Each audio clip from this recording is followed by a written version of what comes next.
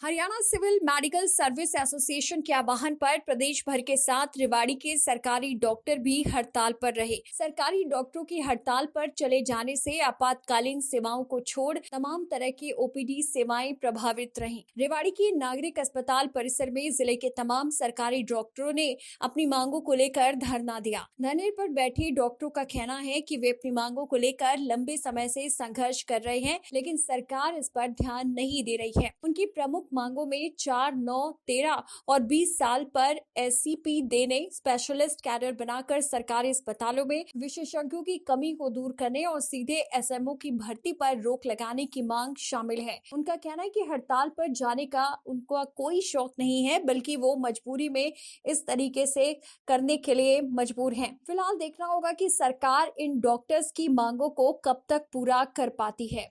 Doctor हैं और हमने शपथ ली थी अरिस्टोक्रेटिक जो हिपोक्रेटिक हमने ओथ ली थी कि हम मरीजों की सेवा करेंगे, अपनी जी जान लगा देंगे और इसमें कोई शक भी नहीं है। हमने अपनी जी जान से मरीजों की सेवा की है। कोविड की वेव आई गई, दूसरी आई, तीसरी आ गई, बीच में डेंगू आए, इससे पहले भी हमने जान की परवाह नहीं की। हमारे बहुत सारे साथी और उनके परिवार गंभीर रूप से कोविड की चपेट में आए हैं। हमारे एक डॉक्टर साहब कि मतलब वो भगवान की दया से और उचित डॉक्टरी इलाज से बच पाई है। उनके बिल्कुल लंग्स पूरे ख़राब हो गए थे।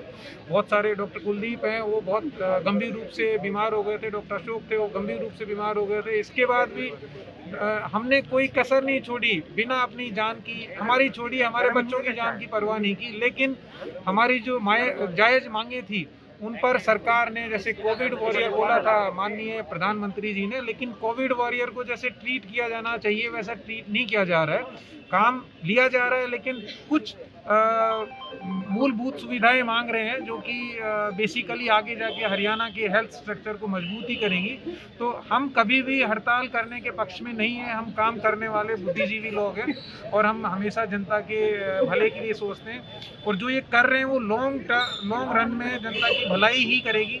जो आज लंबी लंबी लाइनें लगती हैं, एक ओपीडी के बाहर 200 मरीजों की लंबी भीड़ लगती है, टेस्ट करने में टाइम लगता है, जांचें करने में टाइम लगता है। हम चाहते हैं कि ज़्यादा से ज़्यादा डॉक्टर आएँ, जिससे कि एक मरीज जो 50 किलोमीटर दूर से आए उसको सही समय पर उपयुक्त इलाज मुहैया हो सके। हमारी कोशिश ये इसी कड़ी में है कि एक दिन की परेशानी से यदि आगे आने वाले समय में मरीजों की परेशानी दूर हो तो क्यों ना एक दिन परेशान हो ही जाए।